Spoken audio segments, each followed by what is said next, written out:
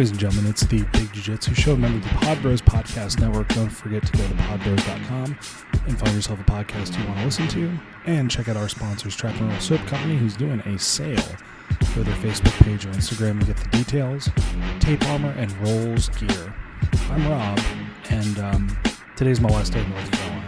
And I want to get a special guest on the podcast, somebody we haven't had before. Now, Rodney Goodword was somebody that I met when I came through here last May. So it was about a year ago, and I really enjoyed talking to him. He has a lot of the same, I guess, not really upbringing, but kind of, skateboarding, punk rock, stuff like that, stuff I can really get into. And he's currently a DJ. He's currently making music. He's got an album coming out, and he's also a Brazilian Jiu-Jitsu blue belt. So I really wanted to talk to him about his views on Brazilian Jiu-Jitsu, his, experiences, as well as just getting a chance to talk to him. He's a cool dude. So I really do hope you guys enjoy this episode, since, it's another part of home for me. And don't forget to check out our other episodes at bjjshow.com. Buy some gear, and I'll see you guys after the interview.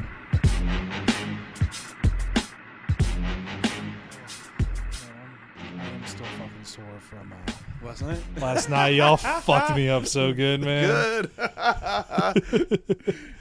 Dude, it was good. I was like, man, what do I got to get the big boys for? And then I heard you too. You're like, I want Rob. I was like, fuck. Because you're scary, man. No. It was good, man. It's always good to come back home and get some rolls in the original academy and whatnot, man. Yeah, I was when I was telling somebody that it doesn't matter what gym I go to or where I find myself, training, I look for whoever's scariest, and so whoever's scariest, that's who I roll with. Oh fuck! So, I found myself in some predicaments from time to time where it's you get the guy who wants to prove, because being the size we are, yeah. Everybody wants to slay the giant, you know what I mean? And when you're not trying to be the giant, you're just trying to train. Yeah, they're still trying to slay you, and you're like, whatever. Okay. That's because everyone wants a piece of the big guy. Like yeah, I let them tap me out. I don't care. It's the last thing I'm thinking about when I'm training is like, how many people can I tap out? Like, who can I show how bad I am? Yeah. Doesn't really. It's on them. Matter. So, ladies and gentlemen, it's the Big Jiu-Jitsu Show. I'm Rob, and today I got my good friend here, Rodney Goodword. He's a blue belt Brazilian Jiu-Jitsu training out of my original home academy, TFTC, and I think the story, our interlocking story, intersecting story, there's a lot, man. There's a lot. There's a lot of people that we didn't realize. Well, I did. Well, it plays into the jiu-jitsu narrative. Like, you don't know who does jiu-jitsu. Yeah. And then you find out, you're like, oh, man, that guy does jiu-jitsu. That guy does wait, you know that guy? You know this guy? And it's like how Jeff Shaw always calls it cross-pollinating. Like everybody, like from different genres, different walks of life, different, it's just like, it's one of those things, like, you just, like, everybody's into jiu-jitsu. Yeah. Not everybody, but every kind of person is into jiu-jitsu. It's still a very, very niche community, and it's a very tight community, but you start to realize, like, it's all kinds of people in it. All kinds of people. I only thought psychos were into it at first, and then I found out, I was like, oh wait, Well, I know that was something we had talked about. Last night. See, y'all beat the shit out of me so bad I can't remember like what day what happened on what day. But so I know, because your relationship kind of with people in the BJJ community goes back further. Oh yeah. Than when you kind of showed up and started rolling. So like, how does that all go from maybe I'll start doing it to now where you're right blue belt, competing, making music? I want to hear about all of it. So let's see. I grew up in a punk rock scene. Yeah. Skateboarding, punk rock music, and I started getting tattooed when I was right when I was 18, and then I met Billy Dowie because he was the piercing guy at Blue Flame. Yeah. And I was 18. He was Billy Dowie. I don't even know how old Billy is. He looks kind of old now. Oh. He still looks just as crazy. Oh, yeah, definitely. Just as psycho looking, but just a little older. But I remember like looking in his eyes and being like, oh, yeah, that guy looks like a lunatic, you know. And then, you know, I thought I was a big tough guy, so you know, you hear about other tough people and stories, and you know, I heard stories about Billy, and then come to find out, Billy is a willing participant in jiu-jitsu and MMA. At the time, to me, the only thing and only people I seen that did that was Kent Shamrock, you know, Tito Ortiz, which they all look like lunatics to me. Yeah, and then I heard Billy does it, and I'm like, he's a lunatic. I knew it. You know what I mean? Like, guy's crazy. And then, so then, you know, at the time, it was like MySpace was kind of popping, you know? And so I had seen his MySpace page, and it was like his face smashed in, like after a fight. There's blood running down his face, on his chest, and all. I was like, dude, this guy's crazy, man. And everybody's like, yeah, he does jiu-jitsu. So he was like the first lunatic I met that I was like, this guy's a lunatic, man. He does jiu-jitsu. He must be an animal. And then the second one was a friend of mine that we kind of knew each other in the streets, who Billy knew, Brian Mengi knew. We come to find out. He was just a psycho, man. You know, you didn't play around with him. He didn't play around with you. Come to find out, he did jiu-jitsu. I was like, I knew it. Only psychos do this stuff. Yeah. And then I come to find out now, yeah, it was kind of true, though, in that time. It was Arima, Team Rock, like the beginning stages of MMA and jiu-jitsu in the area. And so, you know, now I know it was a little different. It was a little more barbaric than what it is now. But then, you know, but at the time, I mean, I thought I was a big bad dude, and I liked fighting. I liked, you know, getting in fights and getting in street fights and proving to people how bad I was at the time, you know, being 19 years old. And then, you know, I just didn't, you know, I knew not to play around with Billy or my homie, you know. Yeah. and or anybody who said they did jiu-jitsu. I was like, okay, just leave those guys alone. They're obviously lunatics and crazy people. And so, fast forward a few more years later, I am friends with Boo Holbrook from the skate shop. Yeah. So again, the kind of the connection between the two people I know, including my friend, it's punk rock scene, the two old punk rock heads, and then my buddy who's a skater. We just started watching fights together. I go over to his house, or we go to like Buffalo Wild Wings or something like that and watch a fight. And then he just out of nowhere was like, hey, I think I'm gonna start training. Got his white belt, got his gi. Was training at Rima. Yeah. And then I think soon after that he started with Pendergrass. And then you know, years passed. We hadn't talked in a while. You know, I didn't know he had been doing jiu-jitsu the whole time. But I'm in my, you know, at this point in my life, I'm married, I'm having children, and so I'm not in the streets anymore fighting, you know. But that, you know, it doesn't really leave you when you're that kind of energy. You have that kind of energy where you're kind of a warrior type energy. And so, you know, we're so, you know, I don't know if I had any outlets or anything like that, you know what I'm saying? And so, oh, it's okay. I'll leave that. Yeah. I don't know. I didn't have any outlets, and I kind of felt myself getting anxious, you know, and kind of thinking like, oh man, I think I'd like to do some type of martial arts or something like that, you know, and so, you know, it was just a thought. Like many people, many guys, kind of getting closer to 30s, they kind of have that like, oh, I want to, you know, I want to be macho again or something. I don't know, like. Am I as strong as I used to be, or sorry about the mic? Oh, dude, you're fine. Dude, it's all good. Am I as strong as I used to be? Am I still that bad 19-year-old? And it's like obviously no, but you know you're wanting, you know, you start getting itchy, and then so over time I actually started doing Japanese jiu-jitsu. Really? 5 years ago. So Japanese jiu-jitsu is same thing, joint manipulation, but it's all stand up. There's no ground game, and it's severely looked down.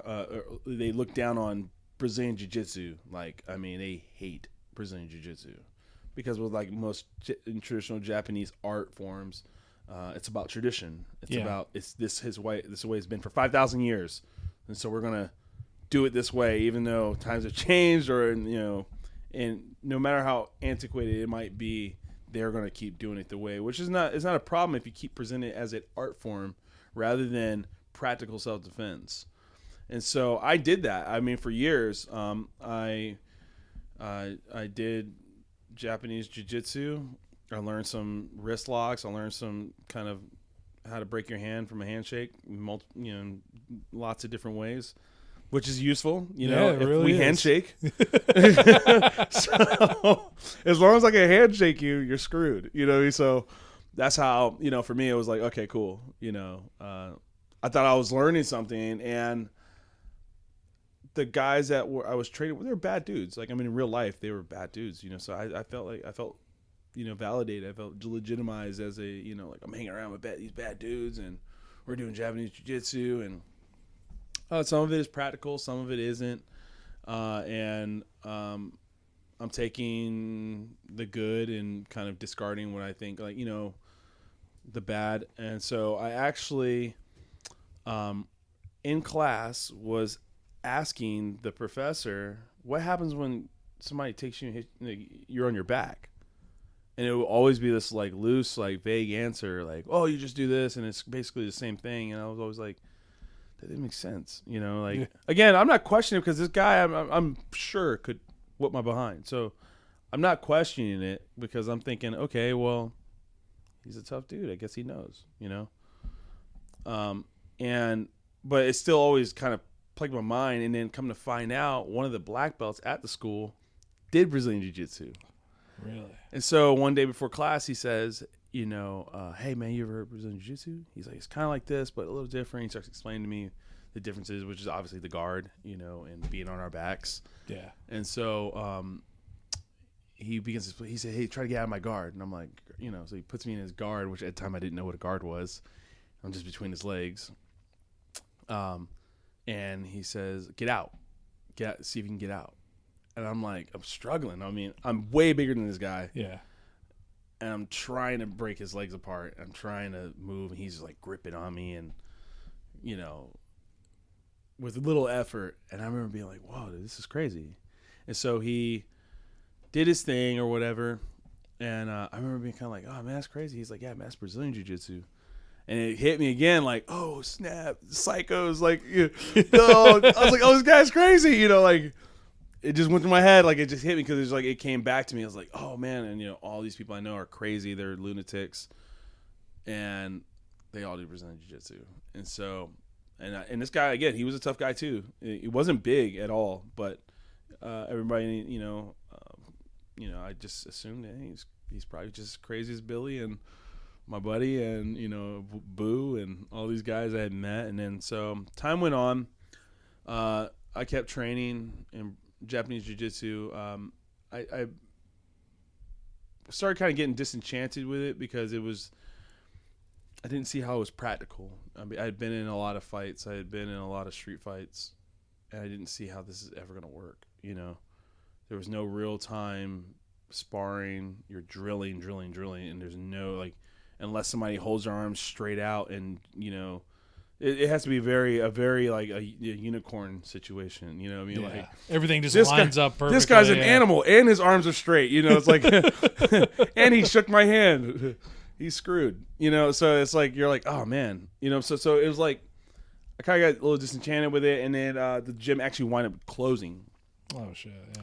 So then I was at that time I had just started my daughter in Japanese Jiu-Jitsu, so she was driving with me. To the school and doing the kids class, and so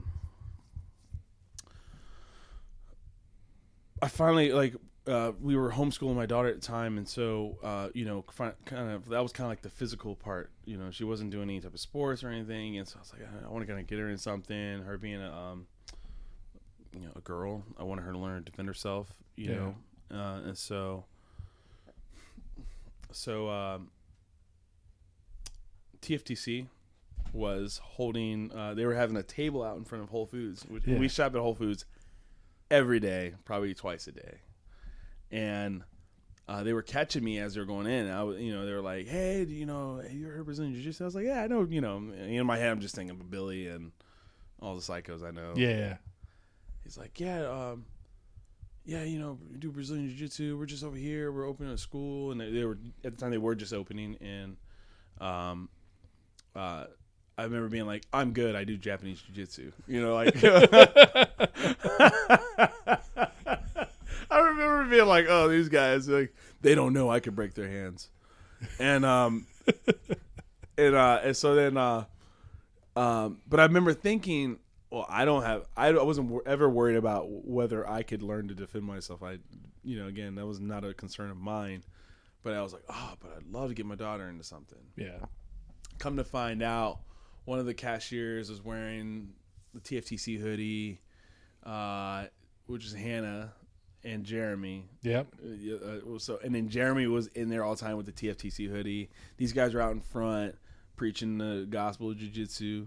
And one time I was checking out and I asked Hannah, I was like, "Do you like the school you go to? Do you like that school?" She's like, "Oh, I love it, blah, blah, blah," and goes on and on and on about TFTC. And I was like, "Okay, cool." I said, I think I'm gonna bring my daughter over there to try it out. You know what I mean? I wasn't even kind of thinking about doing Brazilian Jiu-Jitsu at all. So probably a year goes by, seeing them out there, getting talked to, seeing them from time to time. Matter of fact, it was Travis. What's his last name? Hallman? Yes. Yep. Travis was the one that was really talking to me. And then who was the guys who wrestle at Cary High School?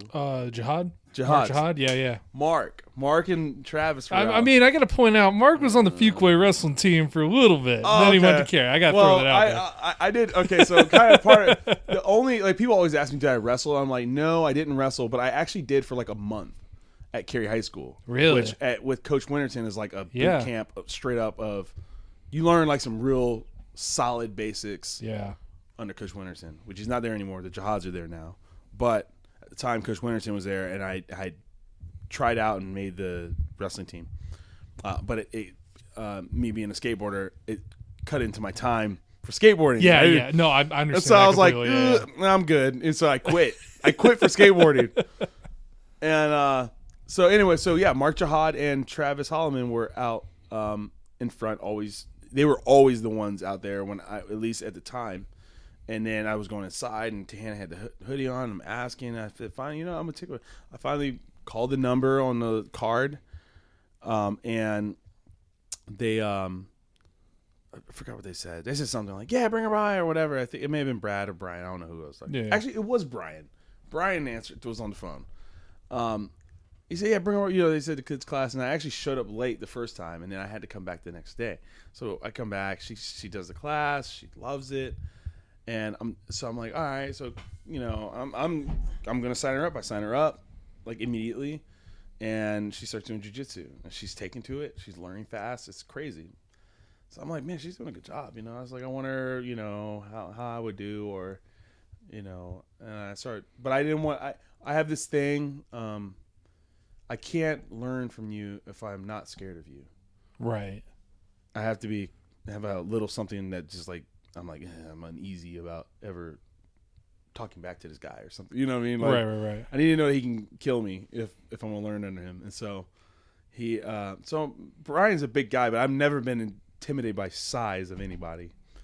But then he's got that same Billy look in his eyes. Oh, the psych. Oh, yeah. Lunatic. Oh my God, man. Yeah, he does. The lunatic. And so that's what got. All due respect, don't kill me. Yeah, please. Yeah, right.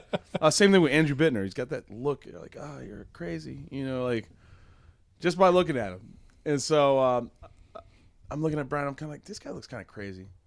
Yeah, or like already like good check on my list. Oh, crazy look. I'm already kind of intimidated. Good. All right, that's one thing.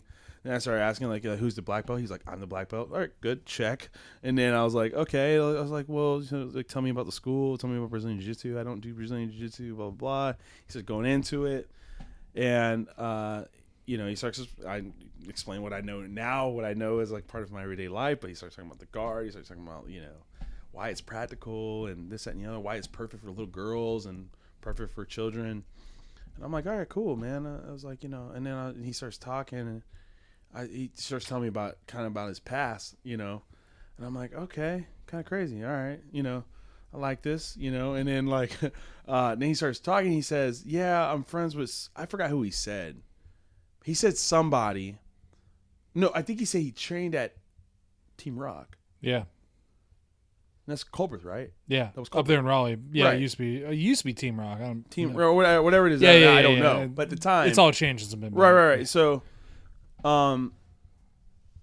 so I'm like, wait, okay, so you did Team Rock. I was like, I said Boo because I think Boo was there. He was at Rima, but it clicked in my head for some reason. I think Boo clicked in my head for some reason. But I was like, do you know Billy? He's like, Billy, that's my brother, man. Yeah. I'm like, oh, you know Billy? I was like, oh, dude, this guy's crazy. I know it. To me, all of it just floods back. I'm like, he's a psycho. I know it. Billy, he's like, I know Billy. He knows my homie. He knows all these people that I know. I'm like, all right, man. If he knows these guys and these are his brothers, his homies, he's gotta be crazy. I can deal with this. You know what I mean? I guess I was never scared. I mean, I've never been scared. I mean, I've been beat on in fights and bats and stuff upside my head and and jumped. So I was never scared of like I was never scared of the conflict. I think what scared me most is that I didn't know because of how I grew up. I grew up in a great home, but I had some conflicts. And being a big guy, everybody wants to fight you. Yeah. People don't understand that. You can never make somebody understand that being the size we are, and people are itching to beat on you, and you grow hard. You grow kind of like a little cold and numb to hurting people, or even being hurt. You know what I'm saying? And so I think I was scared because I knew these guys were badder than me, but I knew I didn't have the control to say no. Like if they wanted a piece, I was going to try to give it to them. Yeah, of course. You know what I'm saying? It's like, I mean, still today, I mean, I don't shy away from a conflict, but I'm not a troublemaker. Yeah. You know what I mean? And I always wanted friends. I wanted peace with people. I never wanted to have quarrels with people. You know what I'm saying? Even when I was getting picked on, and people wouldn't allow me to just be myself. It was like I just never wanted to fight people. I got forced into fighting, which was kind of it sounds stupid, but it's like you're literally begging people to not fight. And people look at me now, they see the scars, or they know the stories, or have been there, or seen me fight. They know that what the kind of animal you turn into, but it's like people forced you to be that way. Yeah. And so now you don't even blink at the idea of throwing a punch at somebody, not knowing what's going to happen afterwards. You know what I mean? And so knowing, like, seeing people like Billy or Brian, it's like I was always scared because I just thought these guys are crazy. And I know the stories with Billy. I know the stories with my homie. I know these stories. And to think that they train with guys who are just like them, and I just thought, like, I can't handle, I'm not going to be able to handle that environment. It's the same reason why I didn't go into the service. I thought I wasn't disciplined enough. I thought, like, if these guys start screaming in my face, I'm going to lose it. You know what I mean? Which is obviously immature and stupid and a lack of self-control. But that's just what I thought, and it was my reasoning. You know what I'm saying? So, and then, so that's what kept me all these years kind of from actually kind of trying it out. You know what I mean? After hearing it or whatever, I just thought all the guys in jiu-jitsu were meatheads. And which is kind of true now that I come to find out. Like, just a little bit, just a little bit. And then is obviously just a whole different spirit and vibe, in particularly in the triangle, than anywhere else. And so I started training like probably a week or two after my daughter started, and I've been training 6 days a week, if not more. Or 6 times a week. Sometimes I'm doing doubles in a day or whatever. And then when I'm not feeling well, I go down to about 3 or 4 times a week. And it's just been a complete addiction of jiu-jitsu. And then, I think the experience I had was, I don't think there's a correct experience, but I feel for me, it was like the most appropriate experience. Being my size, being athletic, fast, long wind, willing to learn. I was in a gym where I was the biggest guy. You know what I'm saying? So everybody is smaller than me, and I'm getting beat up day in and day out by smaller people. Which, if you're not willing to get beat, which again, the upbringing, I've been whooped on by guys smaller than me.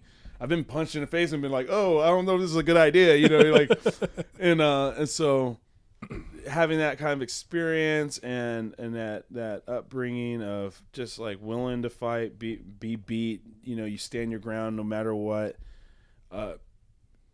You know, it has less to do with pride and just about principle. Like, I'm here. I'm not trying to prove I'm better than you. I'm just here to learn. And you're doing what you need to do as a jiu-jitsu player. I'm doing what I need to do as a learning jiu-jitsu player. And I'm just getting beat up a lot right now by everybody, you know. And in that experience, Brian initiated with him being a big guy, but being a very graceful, and his slow game is I don't know. I've not met somebody other than Billy who's got a similar game to Brian's, that where it's just like every move is the right move. I'm going to move this way to get this. Brian helped me see that initially, but there's still something in your head when you're a big guy and you have another big guy whooping on you like that. Yeah. That you still have this idea that, he's so strong. He's a freak, you know. And then, you know, the occasional big guy that did actually stay for a minute at the school. At the time, I'm still muscling those guys. And so it was kind of, you know, having Brian there to say, hey, he would tell me, slow down. Less. I don't want to hear you grunt. I don't want to hear you breathe. I don't want to hear anything. Nothing. I want to see you roll. I want to, you know what I mean? I want to see the jiu-jitsu. I don't want to hear it. And so he instilled that. But then when Brian left, Brad honed it. Yeah. Because Brad's an actual small guy. And so when I'm learning small guy jiu-jitsu as a big guy, you're right, then it really transformed my thinking as a jiu-jitsu player. You know what I mean? Yeah. So from start to end, I'm here now where it's still like I'm now a blue belt, and it's still day 9 was yesterday. Of day 9, trained 9 days in a row. I try to train as much as I can, as long as my body allows it. And now I feel like I'm smarter. I'm stronger. I'm smarter, and I don't push myself past my limit. So I can train 9 days, and I don't have to go 8 for 9 days. Yeah, I go and train, drill, roll, you know, and like my main goal right now is deliberate movement.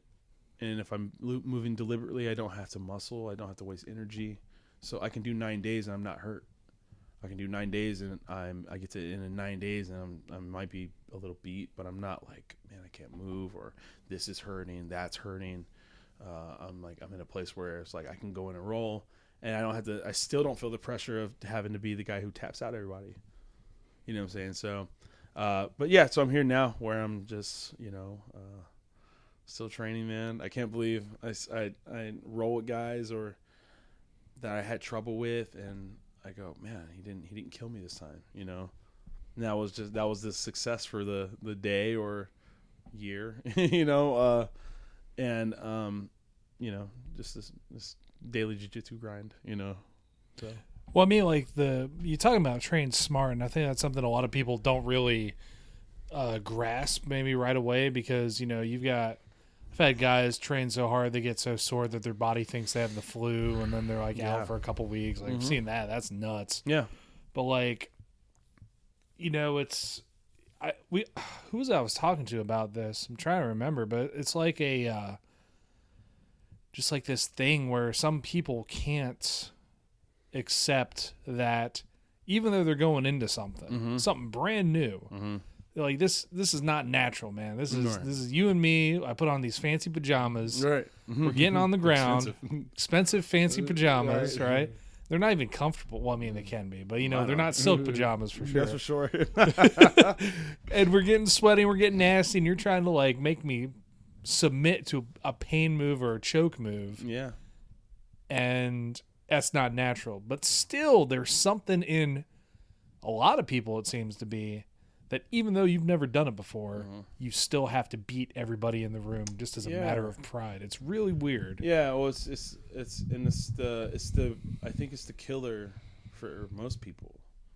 They go, like, anytime I talk to guys who look like they're kind of big size or looks like they could do jiu-jitsu, they go, "Oh no, y'all would kill me." I was like, yeah, of course. What do That's the whole point, man. Yeah, of course I would kill you. You don't know anything, but it's like but you'll get to a place, where you might become the killer. I didn't think I'd ever be one of the enforcers in the class or that guy that some people go, "Oh, look, that's that dude right there." You know what I mean? Like, as a skilled jiu-jitsu player, and matter of fact, we were talking about that the other day.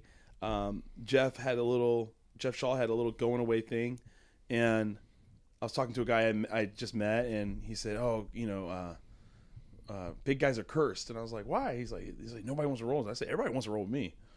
Everybody, big, small, girl, ladies, whoever. Everybody. Why? Because I don't do that to anybody. I don't do it to big guys. Yeah. Because I don't need to win. I don't need to beat you. If I need to beat you, well, I'll wait till a tournament. I hope I'll find you." You know what I mean? There's guys that in my head that I need to beat at some point. I need to beat that guy. You know what I mean? At some point, and when the opportunity arises, I'm going to try to beat him. I'm going to try to submit him. I'm going to try to choke him out, or whoever it is. I'm going to try to win. But right now, I'm training. Why do I need to win while I'm training? We're drilling. We just got done practicing. I should hope somebody would be kind enough to let me try to drill something. Or put it into practice. I would let you, do whatever it is that you want to do. What position you want? Okay, I'll go there. What do you? Oh, do you want to work this? Okay, great. Let's do that. You know what I mean? Or as a big guy, I'm working on what I don't do well. Big guys are not typically that great off their back. No. That's all I'm drilling right now. That's all I can't. I have my timing is off with certain things. That's all I'm gonna shoot on people. I don't care how stupid I look. I don't care how many times they pass me. I don't care how many times they submit me. I'm going to keep working because one day I'm going to catch you with it. One day I'm going to get you, and it's going to be like, "Oh, I got it. Thank you. That's awesome." You know what I mean? And then I'll move on to the next thing, and I'll drill that and do the same thing and get passed and get submitted and get hurt, and But I think it's like you get these guys that come in and they want to feel strong. They want to feel tough because maybe it's that 30 age. It seems to be like guys our age and up that when they come in as a white belt, it's hard to think about how strong you might have been when you're 20. You might have been this football player or this wrestler or some big bad dude in your 20s, but you're in your 40s now, man. And I've said it all the time that I'm 33 and I know I'm substantially weaker than some of these younger guys. Yeah. But just like a woman's weaker than a lot of these guys too. And I know plenty of women in the area that submit guys twice their size all the time. No problem. You know what I'm saying? And so I know if they could do it, again, the advantage I've had of being in a gym where I'm substantially larger than everybody else. I've learned that my size is not playing a part right now. It could if I wanted to be a meathead, and then again, I would not be able to train with people because they wouldn't want to train me because I'm being a meathead. I would be in a place where I'm not learning constantly. I would not be where I'm at as a blue belt. Quite frankly, as fast as I became a blue belt, because I would not have training partners. I would not learn. So I'm learning from these people that are smaller than me as they submit me, girls who, a lot of times I don't really try to submit women, but I put pressure. I put full pressure on them. Like, this is what happens. This is what's going to happen if a man tries to assert himself on him. I can do. This is the most real thing I can do without trying to feel. I don't want them to feel like I am doing that. Yeah. Or I am trying to. And it's the same thing with people who are smaller than me. People I know. Again, most guys, even that come in my size, I feel like I'm pretty strong. That it's going to be a wrestling match if we decide we want to be meatheads. Actually, go at it. You know what I'm saying? No, I do. And so But so then, even in any situation, using my strength and trying to be the tough guy always sounds like the bad idea. You know what I'm saying? And so, but it's hard to break that for people who don't. It's never. I don't know if they've been there before or that they have experienced that kind of loss of like, you know what? Oh well, I got beat, or the determination of I got whooped, but I'm gonna keep going at you until I win. I don't know if a lot of people have that in them, and I think that's something that has to be instilled in you. My father instilled that in me. My mother instilled that in me. That, you know what? It doesn't. You fall down and get back up. And people like to say that because it's like super cliche. Yeah. But do you do it? Yeah. You know what I mean? Like, how many times do you do it? You're in the service. You don't have an option. Get up. I want this many push-ups. Give them to me. Yeah. You know what I mean? Like, there's no other choice. I don't have it. You're going to find it. You know what I'm saying? And so why? Because it is in there. But you decide I can't. You already got defeated before you started. For me, I'm like, I know I can. I know if I train hard enough. I'm not the smartest guy, but I train more than everybody. So I know if I just keep training, you can't out-train me.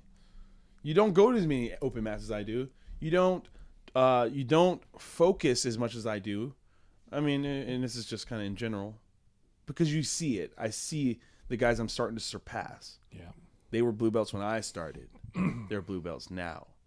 And again, I don't know their circumstance. I don't know what the extenuating circumstance might be, why they're so blue belt or why they can't get into class.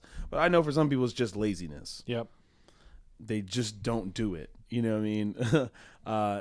And for me, it was just like, okay, I'm going to do this. And I've never been a half-stepping type of person. Like, if I'm into something, I'm going to be way into it. You know what I mean? I got into cycling years and years ago. I went all out, man. I bought the shoes. I bought the clip-in shoes. I was doing 300 miles a week. Holy shit. Yeah. I was doing 300 miles a week. I was way skinnier than I am now. I was huge. I mean, and similar to jiu-jitsu, I think it was the same kind of spark. I just felt lazy. Yeah. I felt like I need to do something to prove that I'm this man. You know what I mean? So I'd be physical. Yeah, watch me. I'm going to do 300 miles in a week. You know, like, and boom, I'm out there like mashing out 300 miles. And so with jiu-jitsu, I was 320. I'm 265 now. Wow. When I started jiu-jitsu, I was 320 pounds. Yeah, because I remember, I think last time I was in town was about the time you started. I started, exactly. Yeah, because you were definitely I was a lot bigger back then. Yes, yeah. And so, and I don't train anywhere else. I don't lift weights. I don't do anything but jiu-jitsu. That's it. You know, I ride my bicycles. I do that. I play around my kids. We walk. But I don't do any other gyms. This is all I do. And again, it goes back to my willingness to be humbled, because that's exactly what's going to happen. It doesn't matter. You don't get a choice in that. You don't get the choice whether you're going to be humbled in jiu-jitsu. You're going to be. Somebody's going to whoop your behind, and if it has to happen, it'll whoop it good. You know what I'm saying? And for me, I've always been willing to get my butt whooped. So I've got good butt whoopings, and I accepted it, and I was appreciative of it. And still today, I don't assume anything. White belts, I treat them the same as a black belt. Like, I wonder what this guy knows. Yeah. What does he have? You know, you come find out this guy's a wrestler and he's a black belt in judo, but he's got a white belt on. you know what I'm saying? But and in those moments, I accept it. I go, oh great, hey, show me what you did. I'm gonna learn that. I'm not gonna sit here and go make up an excuse why I got submitted. Oh yeah, I was kind of tired and I kind of rolled wrong. If I'm at the mat, I do not make a single excuse. I don't tell them about any injury that's on me. I know the injury that was on me. I could have just stayed home if I was just going to make the excuse of why I got submitted because of my tiredness or my knee or whatever's hurt. You know what I mean? It's like now, even as we speak, I have a broke finger. I have broke toes. Don't talk to me about your broke anything if you're here on the mat. You chose to be here. This is the Warriors playground. Don't show up. Go home. Rest. That's a good idea. You know what I mean? Like, you should can heal. Yeah, you can heal. Come back when you're feeling better, because I don't want to hear this right now. You know what I'm saying? And so, for me, it was like I train through injuries. And when I'm actually hurt, I just don't train. I get off the mat. I say thank you to my partners and go home or chill out and let them train. But I don't come in making excuses. But I think guys like that, they already come in excusing themselves. And I've rolled with guys like that. It's an excuse, and I'm like, it doesn't matter if I would have decided to, I would have broke your arm. You could have talked about whatever made you get in that position or made you make that mistake. The fact is, you did it. Now what? Yeah. You know what I'm saying? Now you're here. Now, you didn't make the right move. Stop talking about it. Just do it better next time. Just, you know what I mean? Again, and it's like it's that humbling. You have to be humbled, or humble yourself. Yeah. If it's one way or another, you have to get to the place of, you know what? This isn't about killing everybody. The guy who's doing that does not have any training partners, will not make it very far in jiu-jitsu because it's just not going to happen. I think it's rare if it does. When you see the guys at the top, they're there for a reason. Everybody was a part of the process. You can't become a black belt with no training partners without somebody saying, hey, he's definitely this skill level. Somebody has to roll with you to know that. To figure that out. That out. And so, and if that's not happening, you're not gonna be ranking. You're not gonna be going far, and you're definitely not gonna be respected. And you're not gonna be a part of this community. This community is about respect. It's about honor. It's about learning, training, becoming a better person. The jiu-jitsu is 360 degrees of learning, 360 degrees of becoming a better person. And anybody I know that is in jiu-jitsu has the same exact story as mine. Came in with a bunch of issues, and they got resolved on the mat. Yeah. and now I don't. The last thing I think about is fighting people. Yeah. It's because you know what you can do. And when I was talking to Iggy about this earlier, like, what's the point? You're like, it's whatever. Yeah, like, yeah. I get called bitch, pussy, all these things, and I'm like, all right. What do you want me to do about that? Do you want me to hurt you? You want me to break your arm? You want me to punch you in the face and break your nose because you called me those names? What? What now? Can I go about my night? Can I go about my day? Are you done? Because I don't have time for this. I don't want to go to no court. I don't want to file no police report or anything. I want to go home. I want to go home to my kids. I want to enjoy my life. I want my knuckles to all be intact. You know what I mean? I don't want any scratches or bruises from your idiocy. You know what I'm saying? So I'm like, and I've learned, it's like jiu-jitsu puts this reality. Again, I think some of it is maybe just the day in, day out of being in a simulated combat and conflict. This is about as real as it really gets when you're talking about a scrap. You know what I mean? And you kind of get that out of you, the need to maybe prove yourself. I guess it gets worn out of you. Yeah, because you do it daily. Man. And the other thing too is like, I remember like if I'm just out and about with a wife and somebody shows their ass to me and it's like they get pissed at me and I do nothing. Mm-hmm. Like I know I'm going to go about the rest of my day with no problem. Yeah. The rest of their day is ruined. Oh yeah. I think that's like the ultimate revenge right there. Right. I'm gonna go over here. You keep being pissed. Exactly. Or the feeling of, you know what, you really look stupid right now. Like, I think that I'm not like I'm not somebody you can just push over. I think you can see that in my demeanor, and I don't give it to you. You know what I mean? I'm not going to. I mean, to me, there's lines. You touch my family, I'm gonna hurt you. Yeah. You touch me, I might be like, all right, go away, man. But touch my family, you threaten any innocent person around me, I'm gonna hurt you. You know what I mean? Yeah. And I've had a couple conflicts where I've had to use my size and my know-how to resolve those kinds of issues. You know what I mean? Like, yeah. But they're rare. I mean, I think the last real fist fight I got into where I felt like I could have done something different was 8 to 10 years ago. Just haven't been in any conflicts with people. I had some words with people before, and I have to let them know I'm very serious. I will hurt you. And if I see you and you beat me, I'm going to hurt you when I see you again.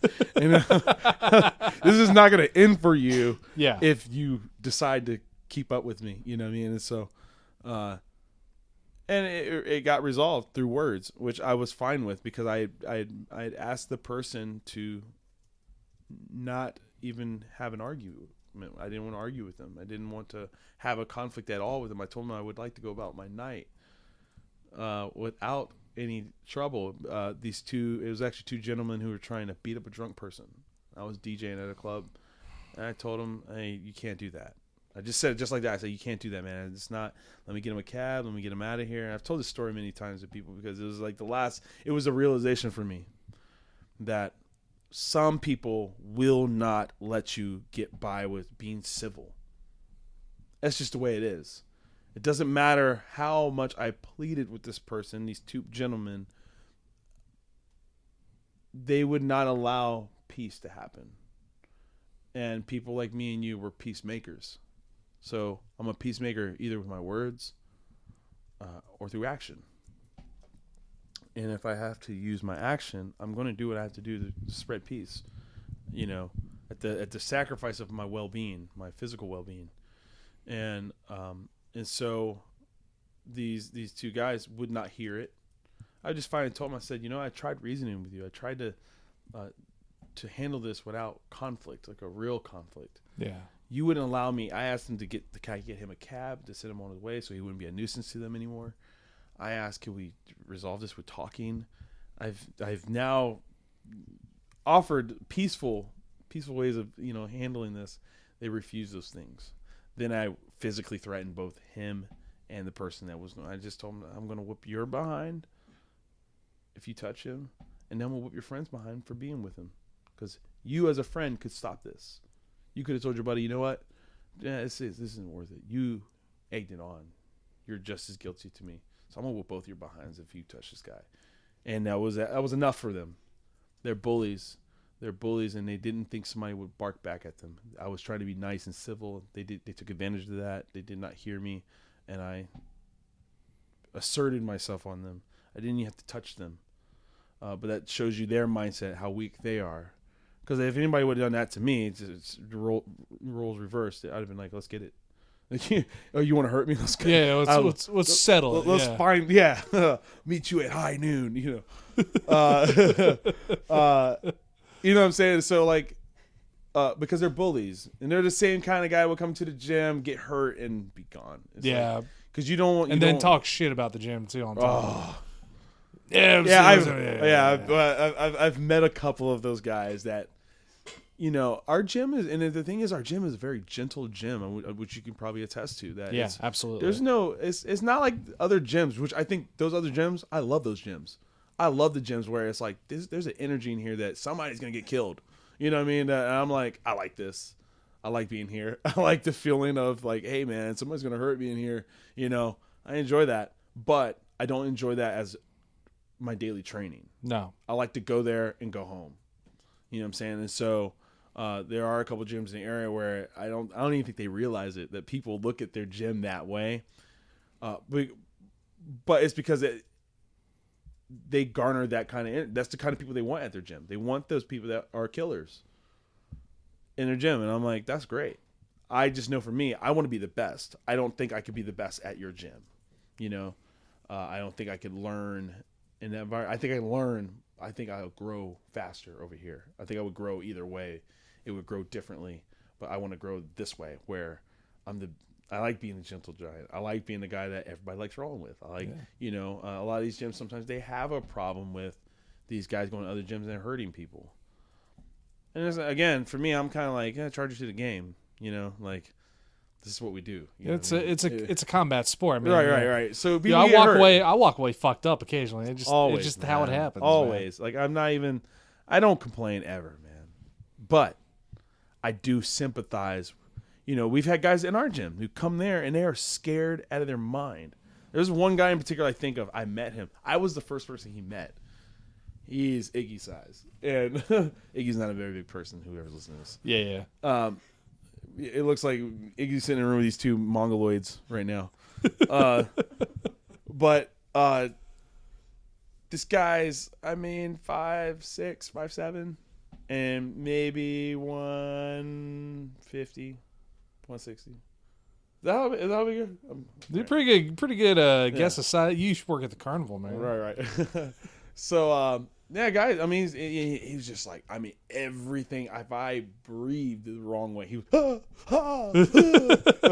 I was like telling him like, hey, calm down, man. I'm like, I'm not gonna hurt you, man. Like, chill, you know. And he's like, yeah, I'm a little nervous.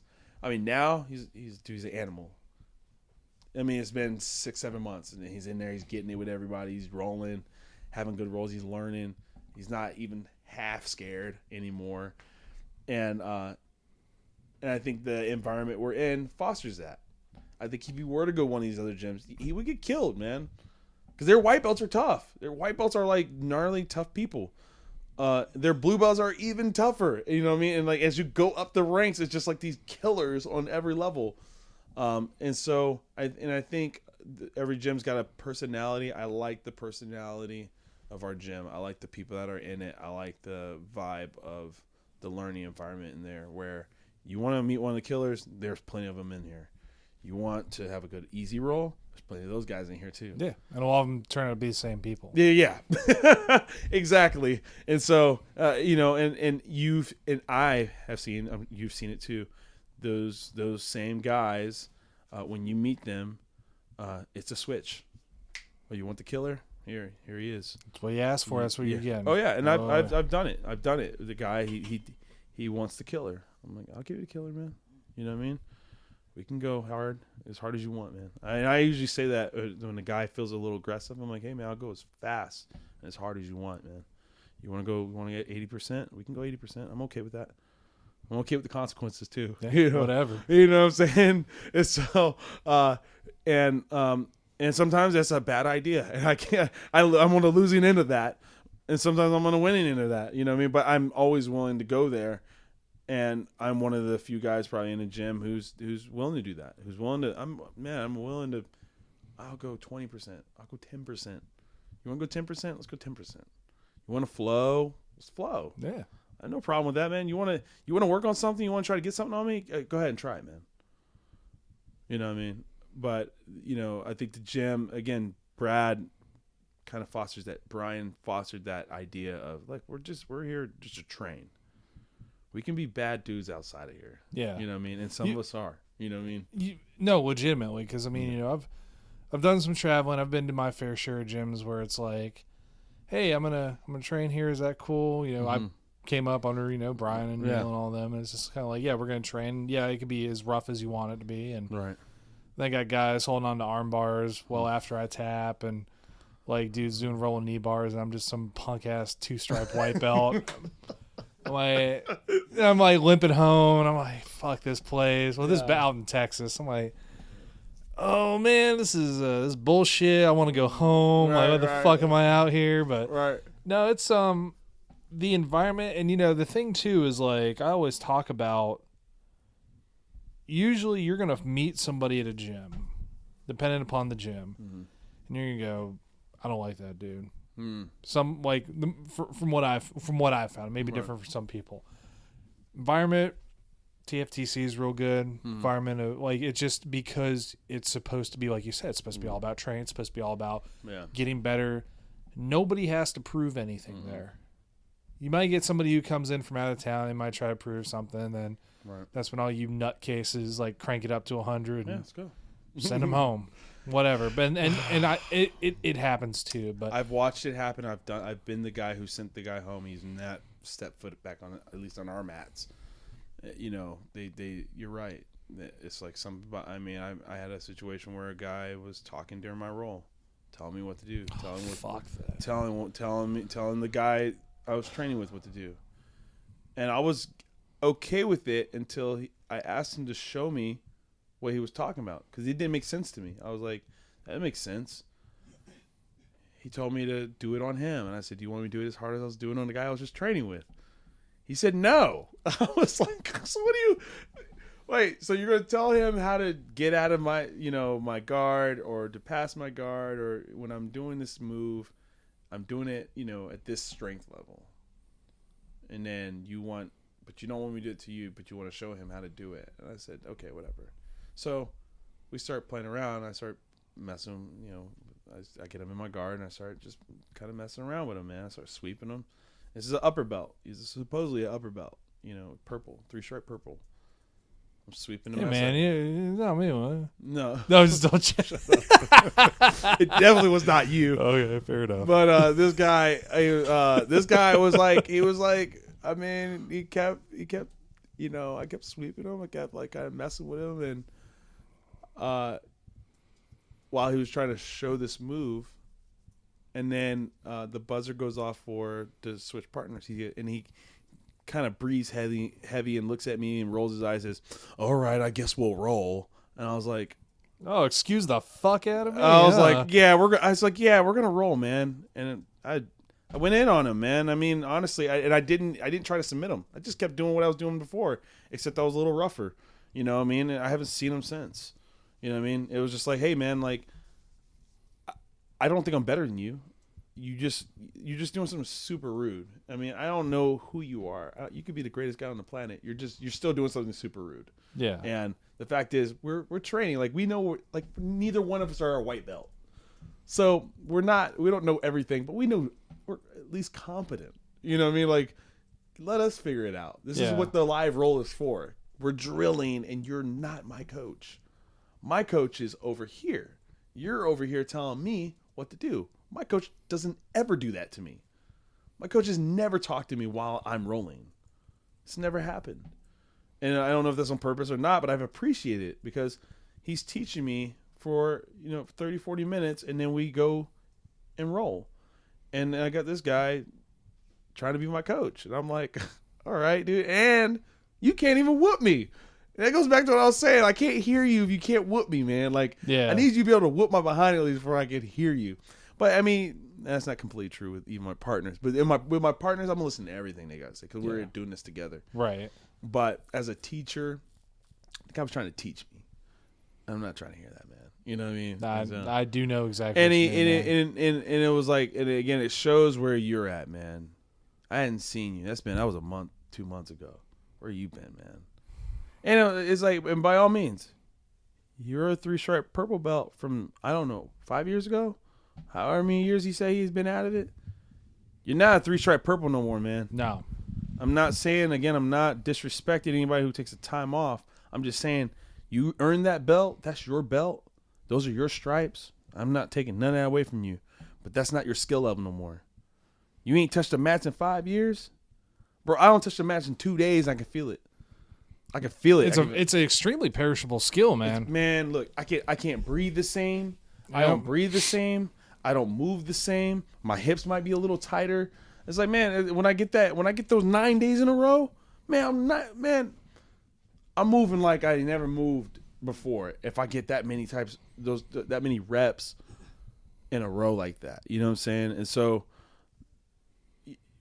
this guy, again, like, no disrespect, man, but that was 5 years ago. You're in the sport is involved. The sport's evolved in the last week. You ain't been on the mats in 5 years? Okay. It's a whole different game. And like I said, the old Colbert guys, that pressure, nobody's really, I don't know how you're supposed to teach that kind of pressure. I only feel it from the old school guys. I only feel that I felt it from you. I feel it from Dave Hall. These old school, Brian, Billy, that like, and Billy teaches it. So when I go to his gym, it's the same. Like, I'm like, this guy on me. He's really on me. Like, how am I supposed to get this guy off me? And it's that you can't teach that. This guy, that's an old school mentality. But again, that was that time. This is this time now. Again, I have something to learn from all periods of time. Yeah. But you tell me you ain't trained in 5 years and you hit the mat and you got a purple belt. I'm like, okay. I by all means, I respect every belt. You got them colors, you got them stripes, man. Man, congratulations. But you should recognize it's been 5 years, my G. I do this every day. You know what I'm saying? Like, I do this every day. If the gym's open in the morning, I'm there. If the gym's open at night, I'm there.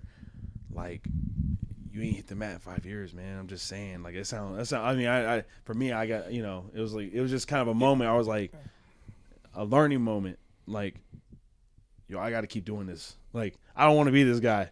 You know what I mean? I don't want to be walking in 5 years with a purple belt on, man. Like, man, you like this close to a black belt. You one more stripe. I mean, typically, right? Yeah. 4 stripes, and then it's like you're up for that nomination, man. You know what I mean? Like, I could be a brown belt. I'm gonna freak out when I get my brown belt. I cry like a baby when I got my blue belt. That's because you busted your ass for it too, though. Exactly, so it means something. Exactly. It means something. So, and I'm going hard. I'm gonna continue to go hard until I reach that goal. I mean, to me, it's not about being a black belt, but it's about the people that I respect, this community that I respect, this art form I respect, showing me the recognition that I've been working this hard for this long. Yeah. You know what I mean? I mean, it's typically a 10-year plan, right? Somewhere in there, Typically, I mean, you've heard 9 years, but you usually don't get any quicker than that. You know what I mean? But you're at least committed to like 9 to 10 years. Some guys have been at it for 20. They're still a purple belt. You know what I mean? And things happen. Again, to my guy, no disrespect. I don't know what happened in your life. Anything could have happened that you didn't get trained for 5 years. But for me, this is an everyday thing for me. The mistakes I made the mistake Monday. I made it Tuesday. Wednesday, I kind of started getting Thursday. Oh, all right, I didn't do it quite the same. Okay, Friday, I'm nailing somebody with this move, or I'm nailing that defense. Saturday, I'm going to somebody's open mat. I'm going to do this on somebody. Sunday, I'm going to Gracie Raleigh. I'm going to meet up with one of these animals, and I'm going to do it to them too. You know what I mean? And so by the time, you doing once a week, twice a week, all right, I did that in 2 days. I did that same thing 2 days. Now by Saturday, I got it. And I'm going to drill it again the next week. And I'm going to drill it again the week after that. And I'm going to get better at that one thing. I'm going to keep, but you're slouching or whatever's happening. I'm at this every day. You know what I'm saying? So to talk to me and speak to me when it's like, and again, my pride wasn't hurt, but it was just like, hey man, show me how bad you are, please. I love that. It's a cop out, and for me, it's at least from my perspective. So like, if my students get something on me, like I think what bums me out, I don't get mad at them. I'm just kind of like, I get the sad face. They're like, why'd you let me get that? I'm like, I didn't let you get that. You took it. You got it, man. I'm like, come on. Just no, well, I appreciate it, coach. No, man, stop. You fucking got it, okay? Right. And I never like end rolls. Right. Like I'm getting mounted or whatever. I'm like, I got to get at least to a position where I have the advantage so I can stop it. Not like, right.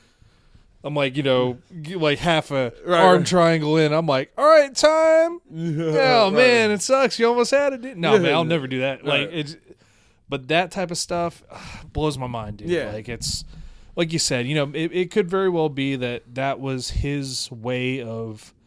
Goes back maybe to what we were talking about with like still trying to feel dangerous, still trying to feel tough. Like that might have been his way to feel like he was still tough. He still had something. But it was like you picked the biggest guy in the class who's got color on his belt. Yep. So it's like, all right. I didn't look at him and go like, oh, you can't do now. Just please show me. You're talking through my round. You sound like you know what you're talking about, but let me see it. You know what I mean? I'm not scared. I hope you're not scared. Let's do it. You know what I mean? But I think, you're right. I think I hope I don't ever fall to it. I mean, maybe I will. I don't know. But I hope I don't fall to that lie that I'm not going to be 50 and whooping some 20-year-olds behind. Right now, when I compete, I still compete in the open men's, or the adult. The adult. Yeah. I don't do 30 and up. I don't do, which I don't see anything wrong with that. I just, when the day comes where I can't compete with people that are younger than me, that day will come. Right now, that's not that day. I'm still whooping on everybody's behind. You know what I'm saying? So that day is not here yet. You know what I'm saying? And when it comes, it'll come. But right now, I'm not doing that. And I hope when that day comes, I can accept it and go, hey, I'm not there. I'm not the bad dude I used to be. You know what I mean? I'm getting a little thin right here. On top of my head. Oh, so, yeah. I'm getting a little thin right there. So it's like, hey, man, I'm getting old. It's happening. You know what I mean? And so one day it's going to be like some young boy's going to whoop on me, and I'm going to be like, oh, man, I have nothing for him. You know what I'm saying? Like, and, and I think maybe some of these guys should realize that. Yeah, I think the Henner Gracie and Hiron Gracie talk about the Boyd belts. I hear him talking about like the old guy who's a black belt, but he's like 60, and it's like, you get some wrestler, judo guy who's like a blue belt. Well, he's probably more like a brown belt, close to a black belt to you. Yeah. He's young, he's strong, he's fast, he's got know-how. You know what I mean? Or just even in knowledge, he knows something, you know what I mean? And he's big and bad, you know what I mean? So it's not like I'm a black belt, I could whoop on everybody's behind. It's like, no, you're a black belt, you're 60, man. Like, it shows you got knowledge. Yeah. That's what it says. And as a younger person, or a person who's just, blue belt or whatever, hey, respect that. He could teach you something. He may not be able to, again, because we say strength doesn't play a role in this, but it definitely does. It does, yeah. If I'm a 20, 23, 24-year-old black belt, and I'm 250, you know what I mean? Like, it's like, what do you think you're going to do to me? You know what I'm saying? Like, oh, man, you know what I mean? Like, it's like, hey, maybe you get something. I'm not saying you can't. I'm just saying your chances are slim, man. Like, some big, tough, young black belt, all the energy in the world. And you think you're 45, 50 years old. You think you know what I mean? Maybe, I don't know, man. Maybe 45 is a little too young to say that. I know some 40. I don't know. Dude, I got my ass whooped by a 40-something-year-old. Hey, how old is Buddy? Buddy Edwards. I don't know. He's like he's a little older than Brad, but he's probably he's a machine, dude. I don't know. I'm sorry, Buddy, if you're hearing this. You're not old. You're not old. But yeah, I mean, he's older, pepper hair, man. And I'm like, man, when he grip you, it's a wrap. You know what I mean? But the thing is too, like, even when you talk about 60-something-year-old black belts and whatnot, but if they're still getting out on the mat, still rolling and sparring with people, like that's something in itself. Like, because I've met, oh man, I could count on, I'll just say one who wouldn't even roll with anybody, and not even like a good value. I know you're talking about too. Oh, he ain't from around here. I know he's not from around here. Oh, for real? Yeah. Nice. I think I know who you're talking about. Yeah, we'll talk about that after. Yeah, off air. So I've heard about some respected black belts that will not get on the mat. Yeah, I'm just like, but Roberto Maya, man, he was on the mat when I went to the seminar. Some of these guys, some of these big name, when I see them out on the mat, I'm like, man, that's what's up. You know what I mean? Like, that's what it should be, man. You should be fighting till you're done, man. You know what I'm saying? Like, and again, it doesn't really, you're like we're saying, it doesn't matter. The age is not really the important thing. It should mean something when you're talking about, hey, we're gonna really get it in. Yeah. Okay. Well, this guy is 20. He's ripped, and he's a black belt. Okay. Yeah. I wouldn't be trying to be 60 and try to get it in with a 20-year-old black belt. You know what I mean? Like, shit, when I'm 60 and doing this, hopefully, like, me getting it in is getting like 5 good rounds and not dying. Right. The hip's not loose. Yeah. So I don't know, man. I mean, the age thing don't really matter to me. I take everybody, like, I feel that first grip and I know what it's about. Yeah. He grip up on me. Oh, this guy, he's gonna be a problem. You know what I mean? Or is he older? I don't go like, oh, he's older, I'm gonna whoop on him. You know what I mean? Because I've been whooped by older guys, man. They're just good. They're strong. They're still got that old man strength. It's there. So I'm like, I get my butt whooped. I'm like, okay, that's what it is, man. So absolutely. So Rodney, before we finish up this episode, I know you got some music stuff coming up here. Yeah. Shit, even on Friday, don't you? Yeah. So playing Moog Fest. Moog Fest this weekend. I'm playing the festival and then we're throwing the after party. That's crazy. Bullshit. I gotta leave tomorrow. Fuck, I'd love to go to that. That's probably gonna be crazy. And then I got stuff all through summer. Album release in August. It's crazy, man. It's lit, man. Where can they find you for that? Yeah, right now it's kind of hard to find me, and I kind of like it that way. I kind of, I mean, the album will be on Apple Music and Spotify in August. So Oak City Slums. If you can Google me. I got shows and videos on the internet, and I got press on the internet. You know what I mean? But I don't do the website thing. I'm trying to be more, 2018. But I just have fun. I have fun. Like, I don't even like when I perform. I don't even have lights on my face. I don't like people seeing me. I like the music to speak for itself. I like the scavenger hunt. Like, people don't know who I am, and like it's kind of funny. I've played shows in front of thousands of people, and then I'll be around the city and conversation will come up, and I'll say I usually don't go like, yo, I'm Oak City Slums. I'm more inclined to be like, yeah, I'm a DJ, and they're like, oh yeah, where you DJ at? And I'm like, I DJ this spot or that spot, boom, boom, boom. And they'd be like, oh yeah, cool. And then like I've even seen it where I've talked to somebody and like we just had a great conversation. Then somebody else would be like, hey, you know who that is? And they'd be like, no, and they're like, oh, it's, such and such. I mean, I'm not like world famous or not like that, man. I'm like, I got city fame. Like, that's pretty good though, man. You know what I'm saying? Like, I got like people know me in Raleigh. That's it. You know what I'm saying? Like, that's so good. I mean, I got there's some DJs, like some of my favorite DJs, like in France and stuff like that. They play some of my stuff, man. But it's not anything. It sounds cooler because I think there's two things that you can do that like you're automatically cool if you really do them. Right. It's DJ and rap. If you're a rapper and you're a good rapper, it doesn't really matter how big you are. If you tell people you rap and you can actually spit something cold-blooded, people are going to be like, oh, man, yeah, he raps, Or you say, I'm a DJ. If you even halfway DJ outside of your own town, people think you're like they think you're like some guy from Europe or something, with funky glasses and, pleather on. You know what I mean? Yeah.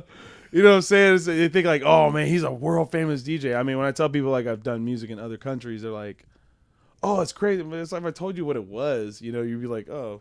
It's like one time actually, I'll tell you a story and wrap it up. But, oh, it's all good, man. I had a show in Atlanta.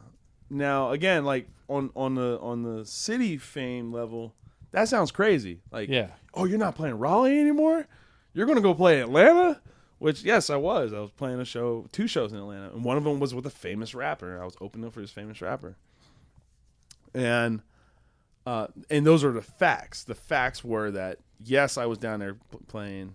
Yes, I was opening up for this famous rapper. And, but here's the other facts. It was half full. This guy, I mean, let me put it this way. He was famous, real famous at one time. Like, right. He's still young enough that he's relevant. But it was kind of like, his time was kind of up. You know what I mean? Oh, yeah, like, yeah, and now, and to be honest, he's behind the scenes now, where he's writing for people. But as him as an entity, like his name is like pretty washed. You know what I mean? So it was like, but again, when you're on the kind of local fame level, and you've played all the big venues in the area, and you're, you got some type of quote unquote clout in your area and with the venues and promoters and all that. That sounds really, really like the next step. Like, you're not just doing Raleigh, now you're doing Atlanta, or even I play Asheville all the time. I play Charlotte all the time. That seems when you can't seem to even hardly get booked in your own town, and you're trying to book yourself or you're trying to put together events, and then you see that person who's never. Like, he's always on the go. That's what it seems to people. And so I tell people like, yeah, I'm opening up for such and such because that's the truth. I will be in Atlanta. That's the truth. But the fact is, the room fits about 300 people. There may have been 75 people there, right? Yeah. So, but you can tell them that all day. They don't believe you. They're like, no, whatever. You played Atlanta. You opened up for such and such. That's crazy. And then on my Instagram, this is where we kind of always joke, because we always say, we have a phrase that looks good on the internet. Yeah. So similar to like, these Instagram models, like they seem like perfect. It's because the angle's perfect. The filter's perfect. You know what I mean? Not the person themselves. And so there happened to be a famous artist that was at the show. I recognized him. I was like, hey, what's up, man? I was like, we're in the green room.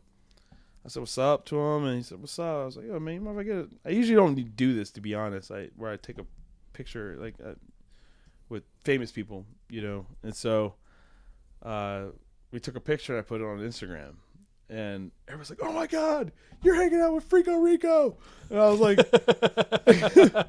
I was like, "Yeah, he was at the show," and they're like, "Oh my God, that was crazy, dude! You're like hanging out with famous artists, and like you're in Atlanta, like they're talking like it sounds so crazy to them, but it's like the fact. I mean, here's the fact, and I didn't get paid for that show, so it was like kind of a good look. It was like opportunity, which if it had been a full room, it'd have been even cooler. Yeah. Had I got paid, it'd have been even cooler. It was a cool experience, but the facts are, it wasn't that cool. It was like, yeah, I got paid, for a show later, a different show, So I actually had 2 shows in Atlanta that weekend, and but to them it sounded like super cool. So yeah, nothing I do is like super famous or awesome. I think the biggest thing I ever have done so far is I got invited by some friends of mine who are actually famous, and they invited me to play an after party